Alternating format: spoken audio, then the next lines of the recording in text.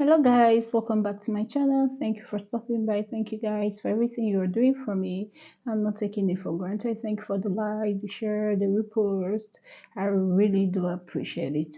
Okay, in today's video we are going to talk about the indicators of performing schools. Okay, so the indicators, how do you know a performing school?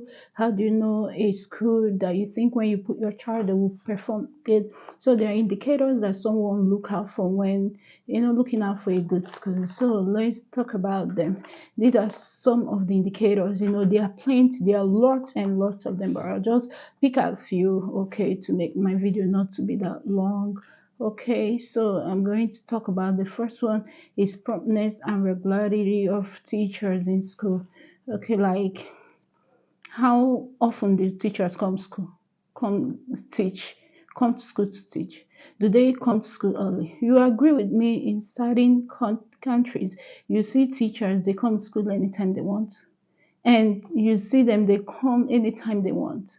Okay, school starts by 7:30, you're on duty, you're supposed to be in school before 7:25, and you see them by 9 o'clock, they're coming to school. And when they come to school, who do you expect to, okay, take on whatever you're supposed to do on that day, or go teach your kids, go teach the students that you're supposed to teach? So regularity and the promptness to school is a great key, something that you have to look at in school before taking your kids there. Because if you leave the classes without teachers, and these kids, they'll be loitering around, they might injure themselves, and they might do things that you don't even want. So another one is family support. Family support is paramount in any school that you want. You have to check out for family support. Especially, you agree with me that when your child is in kindergarten or primary, even middle school and high school, you agree with me that there are family support, because there are extent something will get to, and you need to involve parents. Okay, you need to involve parents, like you want the child, you've done everything and there's nothing that is supposed to be done again. You call the parents to see how your kids are behaving, see how your child is behaving. And another one is not only the family support. That it's not only teachers, it's not only the caregivers that will do everything. When your kids come back from school, you have to check what is the assignment, what did they do in school today, is your children's writing okay, are they doing really what you want? So family support is a huge one. It cannot be overemphasized, especially like what I say. In fact, everywhere, but especially that early years and primary school. Okay, so violent-free environment is another one that is paramount. Violent-free. Whenever you're going look for a school for your children, or even educators, school owners, administrators, make sure that you look for violent-free area to put up a school so that the life of the learners will not be at risk.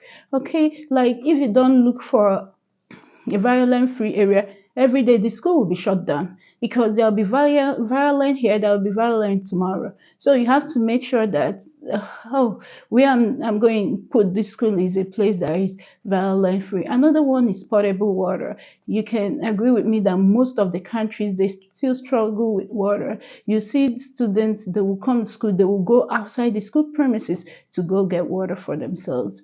Do you understand? And even people living in the hostel, you see kids that are living in the hostel, they go outside the school compound to fetch water. And this is putting their lives in at risk, because there might be somebody out there targeting one of them to deal with the person, to deal with one of them. And when they come out, maybe to go fetch water, that is when they will catch them. So these potable water, it cannot be overemphasized.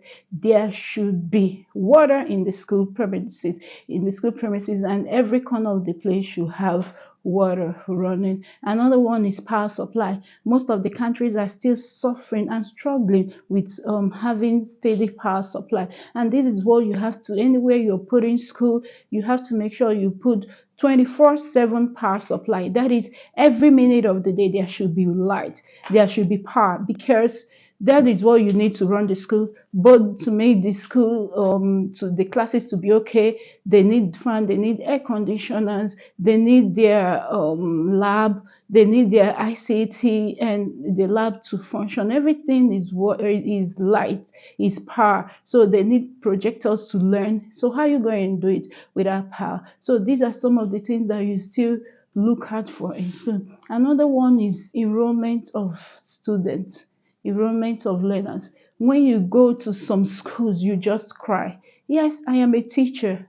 I've taught in many schools and I teach, I consult, I do trainings. Okay, so when you go to classes, you see some of them are 150 in a class, you see 50, you see. So how do you teach these kids? How do you teach this kind of a class where they are more than even the population of community on a lighter mood though?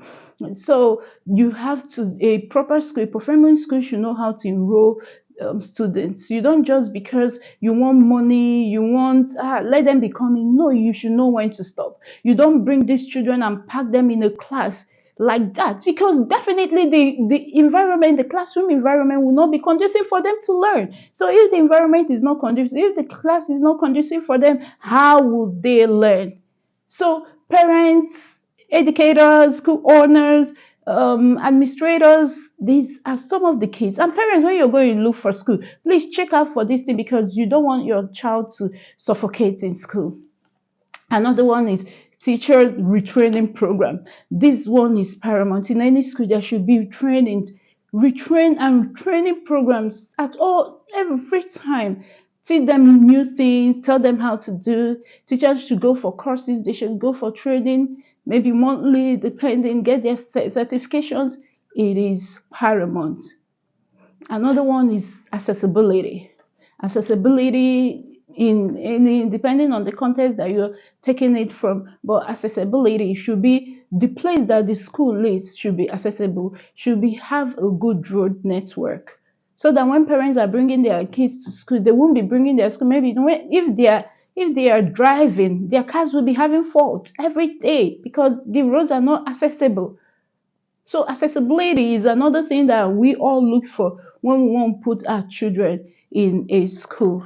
You have to, and accessibility too should be, the teachers are supposed to be accessible. The own school owners are supposed to be accessible. The proprietor, yeah, or proprietor, the administrators are supposed to be accessible. You can go to them and tell them whatever the needs of the learners are, your children, and they'll be able to do it. There are some people you don't even assess them. I don't really get why all those.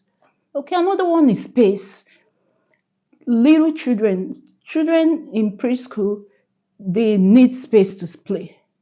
I know some schools, they don't even go there for their break. When it's break time, they are still learning. They will just eat another. All work without play makes Jack a lazy dog, right? That is what we heard. So that is it. They need space. Make sure that the school that your child, your kids will go or they are going, it has enough space to do the psychomotor aspect of learning. Please, I've done videos on domains of learning, and psychomotor domain of learning is what we need this space for. So that when it's time, after all the learning and all that, they will go and get themselves and use that psychomotor domain of learning, maybe playing their football, running, doing sports. Okay, just go and get that video. Another one is the disposition of a child when they come to school in the morning. You know that there are some teachers, oh my God, when they see parents, hey, mommy, oh, miss, oh, this, mommy, welcome, ma, oh, baby, maybe if the child's name is Ada, Sophie, they say, oh, Sophie, welcome. And this child will be crying. I mean, this child, this learner, she's a preschooler or early primary school that cannot express herself or himself. In the class, they will shout at them, they will even hit them because they cannot, but they are getting scared. They don't want to go to school again because of these teachers. So you have to watch out this thing. Maybe you can, in this one, you can ask parents how the school, how the kids do the schools, the kids, do they want to go to school every day? Because if teachers are good, even outside and inside the classes, the children will always want to go to school. They say, oh, I want Miss Sophie. Yeah, I like my class teacher, she's good. Miss Sophie is a good teacher, she gives me everything, whatever I want, I go with her and she gives me. Okay, so these are some of the things. There are lots of them, but these are some of the points. Okay guys, thank you for your continued support. I'll always be here to bring lots of educational stuff for for you. I really do appreciate. Thank you and God bless you. I'll see you in my next video.